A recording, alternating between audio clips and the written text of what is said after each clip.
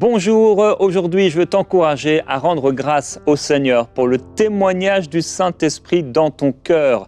Dans ton cœur, Dieu témoigne à l'intérieur de toi, c'est ce qu'on appelle le témoignage intérieur. C'est ce témoignage intérieur, par exemple, à notre conscience qui rend témoignage à notre esprit que nous sommes enfants de Dieu. Est-ce que tu as ce témoignage dans ton cœur, mon frère, ma sœur, que tu es enfant de Dieu? Aujourd'hui, je suis en train de terminer ma lecture personnelle du Nouveau Testament. Donc, je suis dans le dernier chapitre de l'Apocalypse.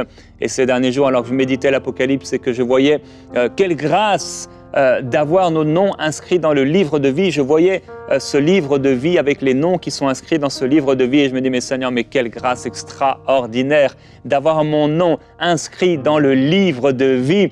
Et comment nous savons que nous sommes sauvés? Les gens, souvent qui ne le sont pas, qui ne sont pas sauvés, espèrent être sauvés, espèrent que Dieu les accueillera. Mais alors que nous sommes passés par la nouvelle naissance, le témoignage, nous avons le témoignage intérieur de l'Esprit de Dieu en nous, cette conscience dans notre esprit que nous sommes enfants de Dieu par la grâce du Seigneur, après avoir été pardonnés de nos péchés, après s'être repentis, on a eu la grâce de naître de nouveau. Il y a eu un avant, il y a eu un après. On est passé des ténèbres à la lumière. Et je prie aujourd'hui que si tu m'entends et tu n'as pas fait encore cette expérience de la nouvelle naissance, peut-être tu vas à l'église depuis des années ou depuis des mois, où tu t'intéresses à Dieu, tu regardes des vidéos ici et là de prédicateurs ou de toutes sortes de personnes, de conférenciers, mais tu n'as pas encore été sauvé. Et le Saint-Esprit n'est pas encore descendu sur toi et il n'habite pas encore dans ton cœur. Mais je veux t'encourager à recevoir dans ton cœur le Seigneur Jésus-Christ. Pas comme on peut recevoir une pensée, une philosophie, mais à demander sincèrement pardon à Dieu de tout ton cœur pour tous les péchés que tu as pu faire dans ta vie et recevoir en Jésus-Christ le pardon de tes péchés et la vie éternelle. Alors je veux partager avec vous un témoignage aujourd'hui, un témoignage anonyme puisque la personne dit « Au vu de mon jeune âge et de la situation qui est inconnue pour mes proches, je souhaite que mon identité reste anonyme, donc il n'y a pas de prénom. Bonjour, je souhaiterais vous partager donc mon témoignage suite à la prédication dans Prière inspirée avec le pasteur Patrice Martorano sur le fait de rester en paix au milieu du tumulte. Merci aussi pour le témoignage de l'esprit au milieu du tumulte. Après que l'année 2024 avait commencé dans la paix, j'ai rapidement été plongé dans le stress, les larmes, l'anxiété en raison d'une situation difficile dans ma maison, bien que j'ai été complètement délivré de ces choses lors d'un congrès dans le centre de la France. Mais ces derniers jours, j'ai tellement pleuré en pensant que Dieu tardait à me secourir de cette situation et que je vivrais à nouveau toutes ces choses traumatisantes vécues durant l'année 2023, ce qui m'empêchait de prier.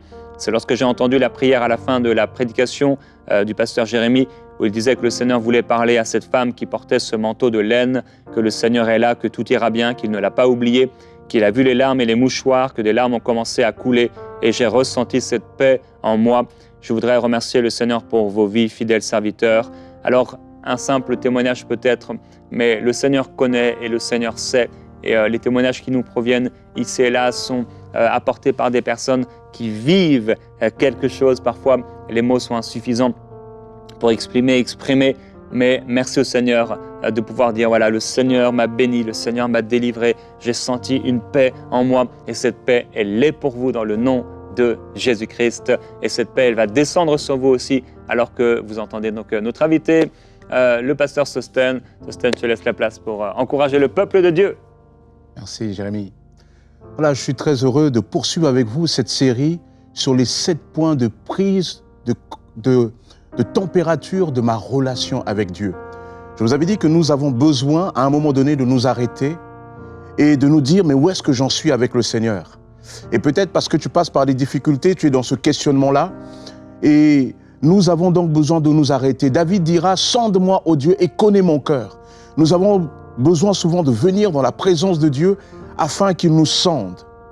Et je vous avais dit que lorsque nous allons vers les médecins, lorsque nous sommes malades, la première réaction des médecins, c'est de prendre notre température. La température de notre corps indique notre état de santé. Il y a plusieurs points pour prendre la température de notre corps. Il y a le front, il y a les aisselles, il y a les oreilles, il y a la bouche, etc., etc. De la même manière, maintenant que nous sommes en Jésus, cette nouvelle créature en Jésus que nous sommes a besoin aussi parfois que soit prise sa température pour savoir où elle en est. Et je vous avais identifié 7 points de prise de température de ma relation avec Dieu. Le premier point, c'était la constance de ma foi. Est-ce que ma foi en Dieu est constante comme avant ou même est-ce que cela a grandi? Aujourd'hui, nous allons voir le deuxième point de prise de température de ma relation avec Dieu.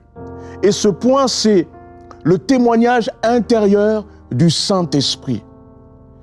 1 Jean, chapitre 4, verset 13 dit « Voici comment nous savons que nous demeurons en lui et qu'il demeure en nous. C'est par son Esprit qu'il nous a donné. » Si nous voulons savoir si nous sommes toujours attachés au Seigneur, ici ce passage nous dit que c'est le Saint-Esprit qui nous permet de le savoir. Le Saint-Esprit, c'est l'empreinte de notre appartenance à Dieu.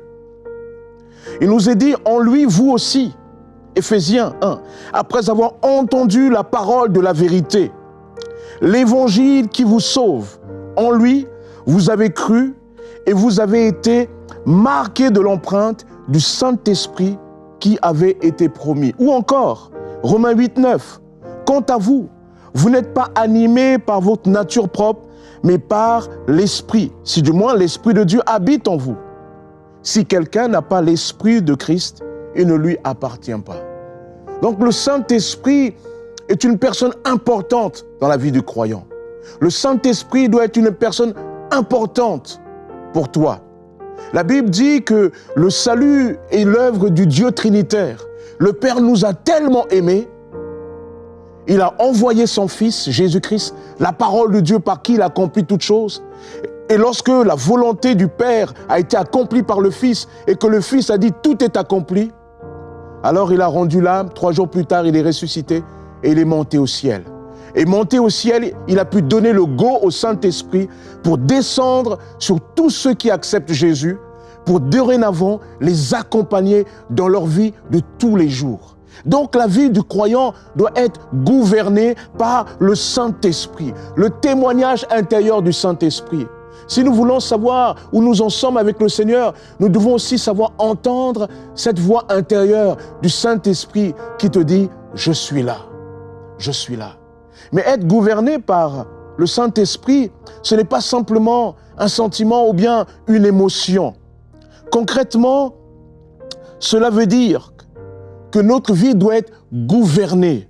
Le Saint-Esprit doit prendre toute la place. Si tu veux savoir où tu en es avec Dieu, alors tu dois te poser cette question. Est-ce que le Saint-Esprit gouverne ma vie? Est-ce que le Saint-Esprit me dicte ma conduite? Est-ce que le Saint-Esprit a le contrôle sur ma vie? Est-ce qu'il est là avec moi dans mon quotidien? Pas seulement lorsque je prie, mais dans ma journée, dans mon école, dans mon travail, dans les différents aspects de ma vie. Nous avons besoin d'être gouvernés par le Saint-Esprit. Et cette gouvernance du Saint-Esprit en nous atteste de notre appartenance. Paul dira en Romains chapitre 8, « Car ceux qui sont conduits par l'Esprit de Dieu sont fils de Dieu. » Vous entendez? Ceux qui sont conduits par l'Esprit de Dieu sont fils de Dieu. C'est-à-dire, c'est la conduite du Saint-Esprit, c'est notre capacité à laisser Dieu, par son Esprit, nous conduire dans notre quotidien qui atteste de notre appartenance. Vous appartenez à Dieu parce que le Saint-Esprit habite en vous. Lorsque tu as accepté le Seigneur Jésus, la Bible dit que tu as été scellé par le Saint-Esprit. Et ça, c'est très important. Laisse-moi d'abord te donner une petite parenthèse sur ce thème d'être scellé. Parfois, tu n'as pas conscience que tu es une propriété de Dieu. Parfois, le chrétien est peureux face à l'adversité, face au monde invisible. Laisse-moi te dire que si tu ne prends pas conscience que le Saint-Esprit habite en toi, le monde invisible, lui, le sait. Satan, lorsqu'il s'approche de toi, il sait qu'il y a en toi le marquage du Saint-Esprit. Mais lorsque tu le réalises, oh oui, c'est là que tu prends réellement possession de ton héritage. Le Saint-Esprit habite en toi. En effet, vous n'avez pas reçu un esprit qui fait de vous des esclaves et vous amène à la crainte. Non, vous avez reçu l'esprit qui vient, qui fait de vous des fils adoptifs de Dieu, car c'est par cet esprit que nous crions « Abba, Père ». Le témoignage du Saint-Esprit. Le Saint-Esprit dirige ma vie. Le Saint-Esprit doit avoir le contrôle dans ma vie. Le Saint-Esprit est celui qui doit me diriger aussi dans mes décisions. Lorsque je suis là en prière et que je suis confronté à toutes sortes de situations, eh bien, le Saint-Esprit doit être là aussi pour me diriger. Parfois, nous n'avons pas toujours conscience que le Saint-Esprit est là. Pourquoi? Pas parce que Dieu n'est pas là, mais parce que nous oublions que le Christ, que le Seigneur Jésus, il a envoyé son Esprit en nous. Il l'a envoyé en nous et il l'a envoyé aussi pour nous, pour toi, pour moi. Donc tu n'es pas seul. Et lorsque tu laisses le Saint-Esprit prendre place dans ta vie de tous les jours, lorsque tu laisses le Saint-Esprit gouverner ta vie, tu témoignes par là de ton appartenance. Voici ce qui fait que tu es citoyen d'un nouveau royaume, c'est que tu es marqué du sceau de ce royaume, et le marquage du sceau de ce royaume, c'est le Saint-Esprit. À cause de cela, le diable peut s'agiter, il ne peut rien contre toi, parce que tu es citoyen d'un nouveau royaume. Et ce nouveau royaume, c'est un royaume d'autorité. C'est un royaume de puissance. C'est un royaume où le Christ est là, il est à la tête. Et c'est un royaume où le Seigneur Jésus veut descendre dans ta vie et véritablement prendre place. Est-ce que tu es gouverné par le Saint-Esprit? Une manière de savoir lorsqu'on est gouverné par le Saint-Esprit, la Bible parle aussi des fruits de l'Esprit. Dans Galates chapitre 5, verset 22, Paul énumère plusieurs comportements ou traits de caractère qui doivent découler de l'action du Saint-Esprit en nous. Il est dit que le fruit de l'Esprit, c'est l'amour. Le fruit de l'Esprit, c'est la joie. Le fruit de l'Esprit, c'est la paix. C'est la paix. Et juste concernant la paix, lorsque la Bible nous parle de la paix, elle ne nous parle pas de la paix qui nous est accordée parce que j'ai un meilleur travail, parce que j'ai trouvé une fiancée, parce que mes enfants, ça va bien, parce que j'ai trouvé une meilleure situation dans mon travail. Lorsque la Bible parle de la paix de Dieu, de la paix de l'Esprit, la Bible parle d'une paix surnaturelle.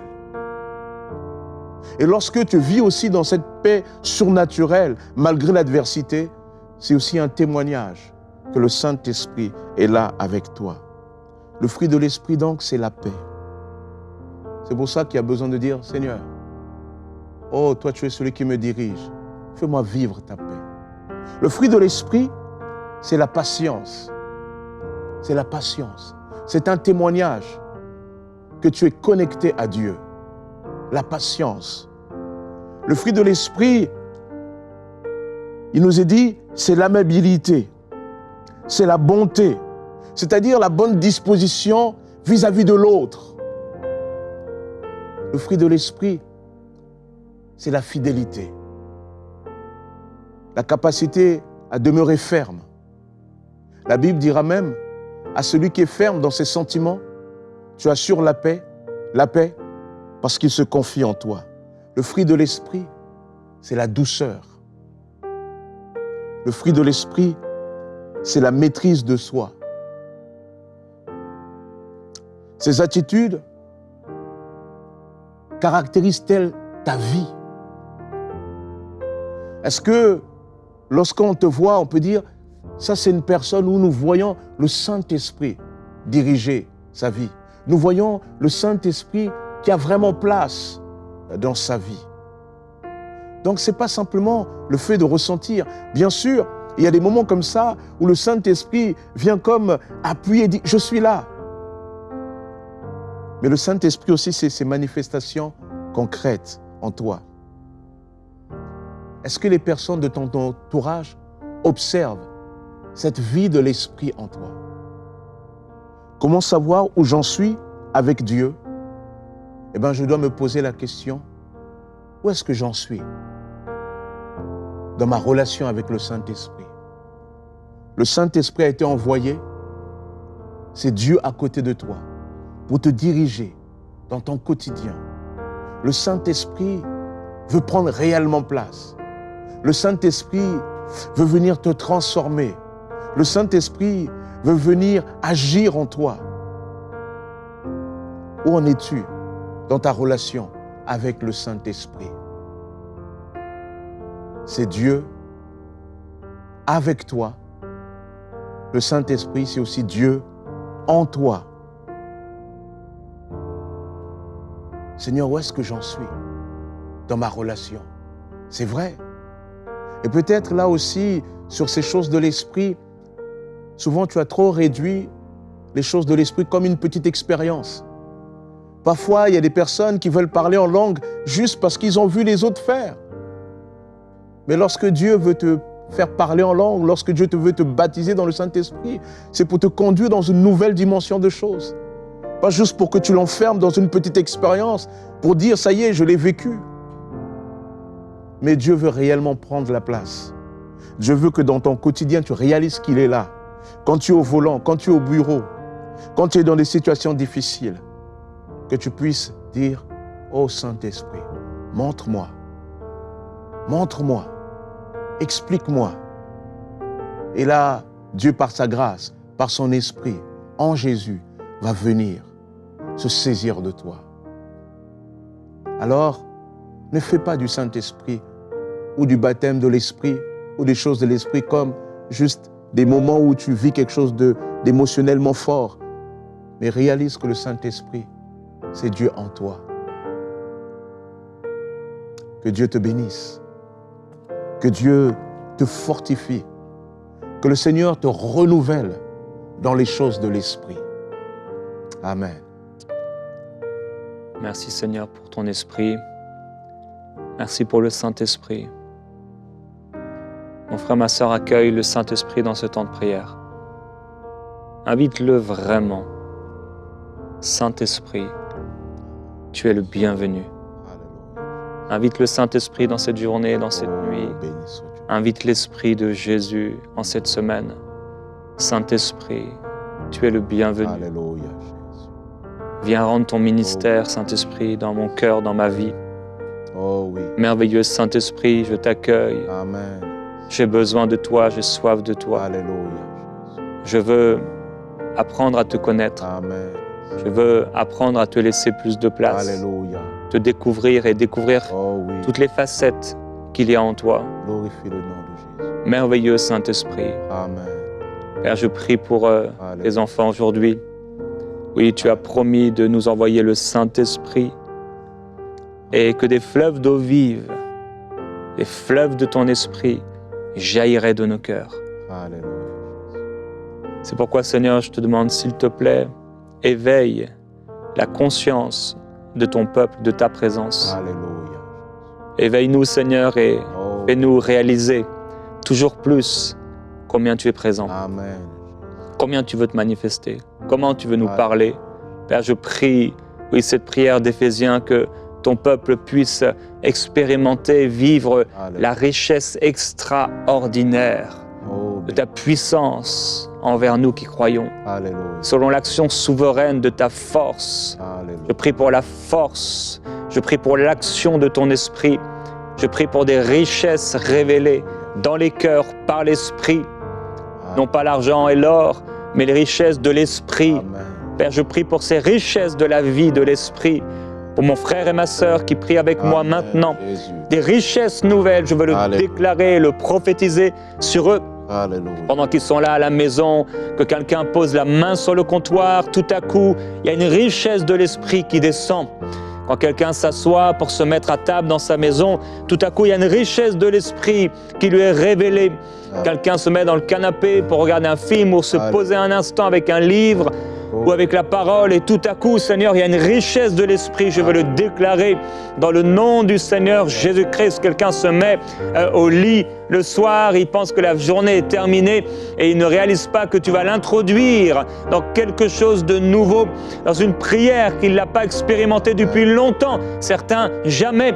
Et Seigneur, tu vas les amener là, alors que les richesses extraordinaires, l'efficacité de ta puissance va se manifester par ton esprit. Je te demande au merveilleux Saint-Esprit de venir sur ces personnes, de venir sur cette personne alors qu'elle va au lit et qu'elle est prête à s'endormir, mais tout à coup tu descends sur elle. Amen. Et sa chambre, son lit devient comme le ciel.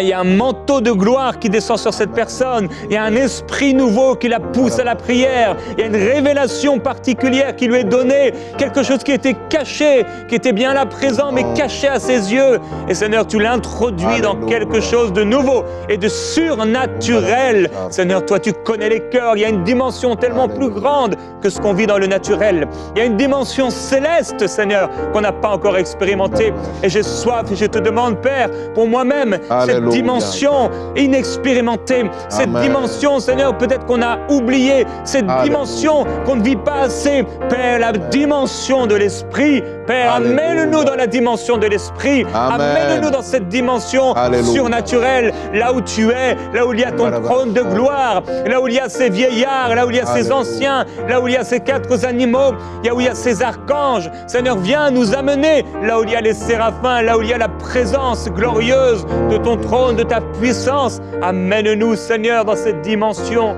où tout est révélé, où tout est résolu, où tout est changé, où tout est transformé, où tout est nouveau. Amène-nous dans cette dimension qui a amené Pierre à marcher sur quelque chose où il ne pouvait pas marcher, à marcher sur l'eau, c'était impossible. Alléluia. Mais il y a cette dimension qui est venue tout à coup en lui, rendant son âme capable de croire que c'était possible. Oh, le Seigneur rend quelqu'un capable de croire que cette chose est possible. Le Seigneur te rend capable dans le nom de Jésus de croire à l'impossible par sa grâce dans la dimension de l'Esprit. Reçois-le au nom de Jésus-Christ. Oh Seigneur. Seigneur, tu nous aides à comprendre, Père éternel, que tu n'es pas simplement une chaleur. Seigneur, un bienfait ressenti. Et tu es une personne. Amen. Tu es la personne de Dieu. Et tu as été, ô Saint-Esprit, envoyé pour être à côté de nous, pour se tenir avec nous, pour se tenir en nous, pour nous inspirer. Seigneur, tu as été envoyé pour que notre vie puisse être gouvernée par toi. Seigneur, aide-nous à comprendre que tu es une personne avec qui nous devons rentrer en relation, Seigneur, par ton Esprit Saint.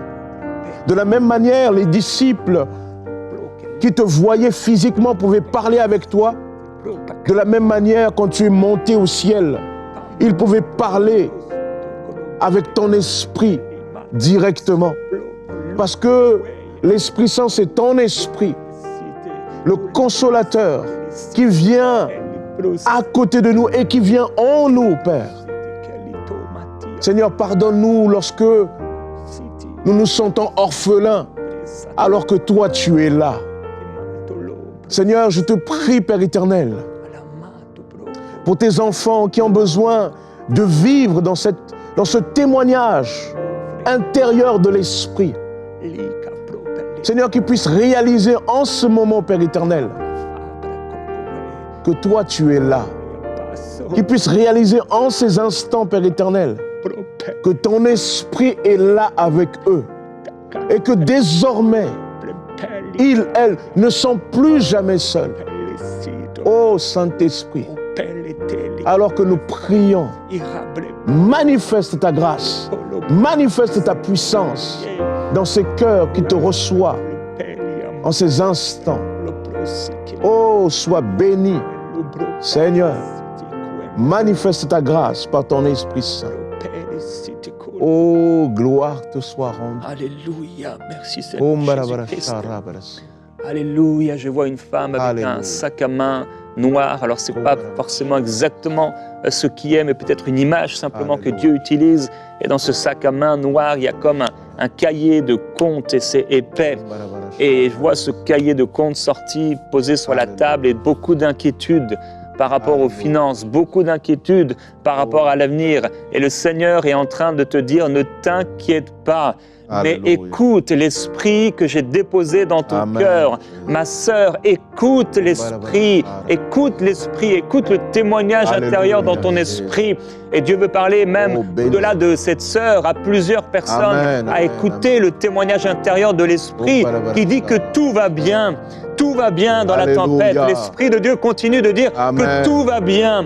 Tout va bien dans la tribulation. L'Esprit de Dieu continue de dire que tout va bien malgré ces problèmes de finances. Écoute l'Esprit, mon frère, ma sœur. Écoute l'Esprit en toi qui dit la vérité. Écoute l'Esprit en toi et fais-lui confiance. Écoute l'Esprit de Dieu en toi qui t'amène au-delà du naturel, dans le monde de l'Esprit où tout va bien. Oh Seigneur, merci. Merci pour le tout va bien. Merci pour la confiance dans l'Esprit. Merci pour le témoignage dans l'Esprit.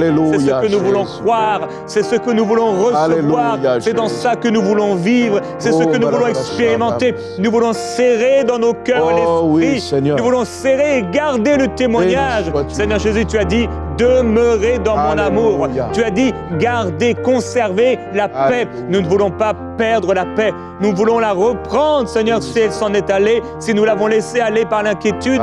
Et nous reprenons cette paix du Saint-Esprit. Mon frère, ma sœur, déclare avec moi, je reprends cette paix du Saint-Esprit. Je reprends ce témoignage de l'Esprit qui dit que tout va bien. Et je déclare et je prophétise à ma vie, à cette semaine, à ce projet, à ces problèmes, à mes enfants, à ma famille, que tout va bien dans le témoignage de l'Esprit. Oh, j'appelle l'Esprit dans ma vie. J'appelle l'Esprit dans ma maison. J'appelle l'Esprit dans mes finances. J'appelle l'Esprit dans mon travail. J'appelle l'Esprit sur mes enfants. Oh, j'appelle l'Esprit de Dieu. Oh oui. L'Esprit parle, et l'Esprit vient, et l'Esprit descend, et l'Esprit se manifeste. Oh, et l'Esprit instruit, et il donne la paix, et l'Esprit communique à notre esprit, oh, que nous lui appartenons, et que tout va bien dans le tumulte. Oh Seigneur, oui, les nations crient, les nations s'inquiètent, mais ton peuple ne s'inquiète pas. Ton peuple, Seigneur, te fait confiance, comme il a été dit par ton serviteur. Oui, Seigneur, merci, parce que nous ne craindrons pas, parce que tu es avec nous. Heureux ceux qui se confient en toi, parce qu'ils trouvent dans leur cœur des chemins tout tracés. Oh, il y a un chemin tout tracé de l'Esprit. Alléluia. Nous te rendons gloire, Seigneur, et nous t'adorons pour ce chemin de l'Esprit dans la paix. Alléluia, accordé par la confiance et la foi en toi. Merveilleux Jésus-Christ. Béni sois-tu. Alléluia. Oh, tu ne changes pas. Amen. Oui, tu restes. Amen. Alléluia. Béni sois-tu. Oh mon frère, ma soeur, commence à parler en langue là où tu es, commence à parler en langue. Laisse couler, laisse couler. Parle en langue pas seulement pendant les louanges à l'église ou pendant le temps de prière. On parle en langue constamment. Oh, comme Paul qui dit, je parle en langue plus que vous tous. Oh, il avait compris quelque chose pour écouter l'Esprit, que l'Esprit témoigne abondamment. Et c'est pourquoi il a pu vivre de telles révélations, parce qu'il prie en langue, Alors prie en langue, ma soeur, mon frère, prie en langue dans ton lit, prie en langue dans ta douche, prie en langue en faisant la cuisine, prie en langue en attendant le bus, prie en langue pendant que tu fais tes devoirs, prie en langue pendant que tu es à l'école, prie en langue. Alléluia. Gloire à Jésus-Christ. Que le Seigneur vous remplisse de son Esprit, le témoignage de l'Esprit qui ne ment jamais. Au nom du Seigneur, on se retrouve demain. Amen.